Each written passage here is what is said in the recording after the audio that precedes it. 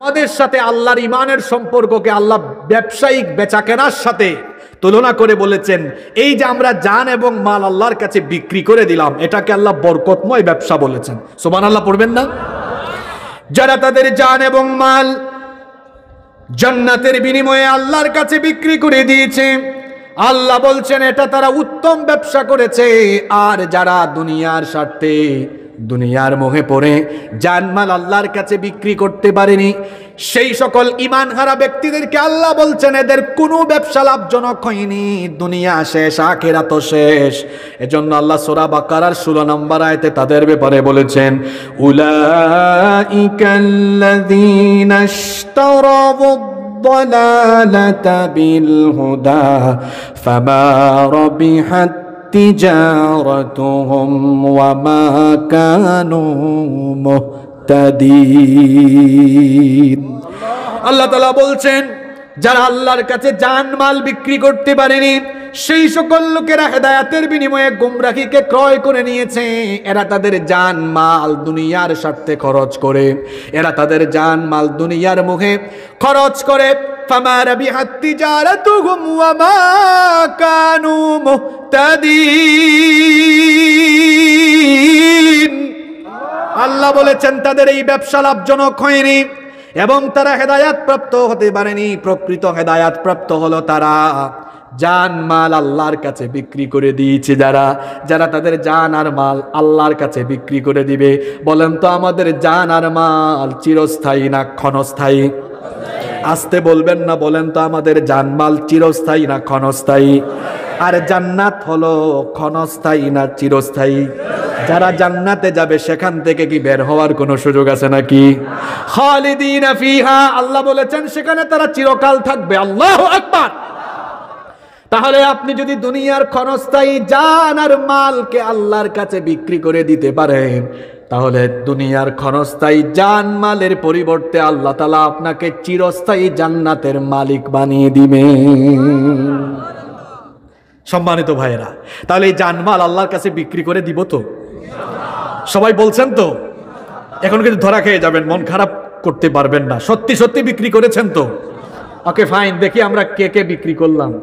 এই যে মোবাইল, মনে করেন উনি আমার কাছে বিক্রি করে দিলেন, বিক্রি করার পরে এটার মালিক এখন উনি না আমি? বলেন কে? আমি। এখন এটা আমার কথায় ইউজ হবে না উনার কথা মতো ইউজ হবে? আমার মতো। তাহলে আপনি যদি আপনার জানমাল আল্লাহর কাছে বিক্রি করে দেন, তাহলে আপনার জানমাল কি আপনার নিজের ইচ্ছায় যেখানে সেখানে ব্যয় করবেন না আল্লাহর মতো করে? জোরে বলেন। এবার আমাকে জবাব দিবেন না, নিজের বিবেককে নিজে প্রশ্ন করেন তো। আপনারা বলছেন হ্যাঁ হুজুর আমরা জানমাল আল্লাহকে বিক্রি করে দিয়েছি, তাহলে আপনার জান, শক্তি, সামর্থ্য সারাদিন কার পিছনে ব্যয় করেন? কার জন্য স্লোগান দেন? আপনি তো স্লোগান দেন অমুক ভাই তমুক ভাই, আমার নেতার চরিত্র ফুলের মতো পবিত্র। বিবেককে প্রশ্ন করুন, আপনার শরীরের শক্তি সামর্থ্য আপনি আল্লাহর কাছে বিক্রি করেন নাই, তথাকথিত নেতার কাছে বিক্রি করেছেন। মন খারাপ হলো নাকি? আপনি তো বলেছেন হ্যাঁ হুজুর আমি আমার জান বিক্রি করেছি, আসলে বিক্রি করেছেন? আপনি আপনার জান, আপনার শক্তি তথাকথিত নেতা নেত্রীর কাছে বিক্রি করেছেন। এর জন্য তারা যা বলে আপনি চামচার মতো, গোলামের মতো তা মানেন।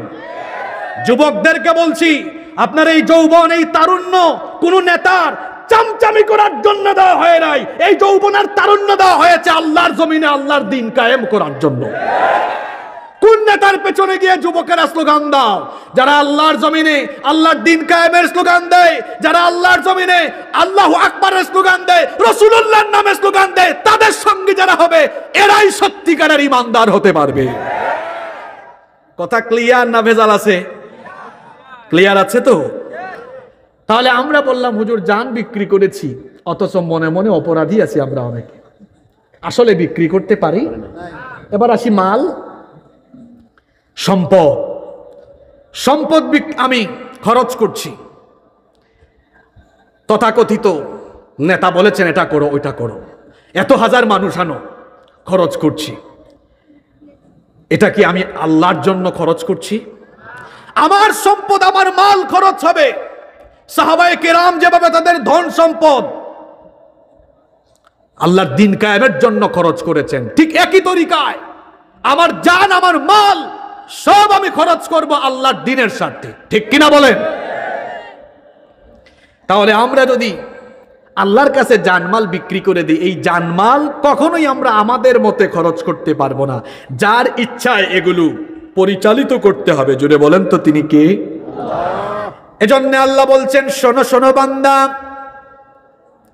যদি তুমি তোমার জান আর মাল আমার কাছে বিক্রি করো, বিনিময়ে তো জান্নাত দিব, তবে তুমি তোমার জান এবং মাল কোথায় কিভাবে খরচ করবা বান্দারে শোনো। আল্লাহ তাআলা বলছেন, সেই সত্যিকারের মুমিন যারা জানমাল আমার কাছে বিক্রি করেছে তাদের আরো পরিচয় হলো, যারা পারেন আমার সঙ্গে পড়েন, ইউকাতিলুনা ফি সাবিলিল্লাহি ফায়াকাতুলুনা ওয়া ইউকাতালুন। আল্লাহ তাআলা বলছেন তাদের পরিচয় হলো ইউকাতিলুনা ফি সাবিলিল্লাহ,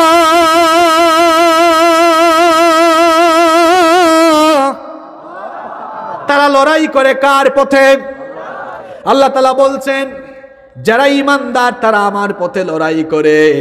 কোরআনে কারীমের 4 নম্বর সূরা সূরাতুন নিসা এর 76 নম্বর আয়াতে আল্লাহ তাআলা বলেছেন, আল্লাযীনা আমানু ইউকাতিলুনা ফি সাবিলিল্লাহ। ঈমানদার যারা আমার পথে লড়াই করে তারা, আর আমার পথে লড়াই করে যারা আমার পছন্দের বান্দা তারা। এজন্য আল্লাহ সূরা সাফের 4 নম্বর আয়াতে বলেছেন, ইন্নাল্লাহা ইউহিব্বুল্লাযীনা ইউকাতিলুনা ফি সাবিলিহি সাফফান কাআন্নাহুম বুনয়ানুম মারসুস। আল্লাহ তাআলা বলছেন, নিশ্চয়ই যারা আল্লাহর পথে সীসা ঢালা প্রাচীরের মতো ঐক্যবদ্ধ হয়ে লড়াই করে তারা হচ্ছে আমার পছন্দের বান্দা। খেয়াল করে শুনুন, ঈমানদার যারা আল্লাহর পথে লড়াই করে তারা, আল্লাহর পথে জানমাল দিয়ে লড়াই করে যারা, আল্লাহর পছন্দের বান্দা হলো তারা।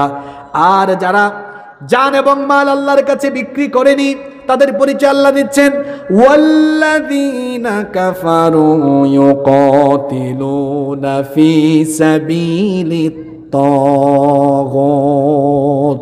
আর যারা নাফরমানি করেছে, যারা কাফির, যারা কুফরি করেছে, তারা লড়াই করে তাগুতের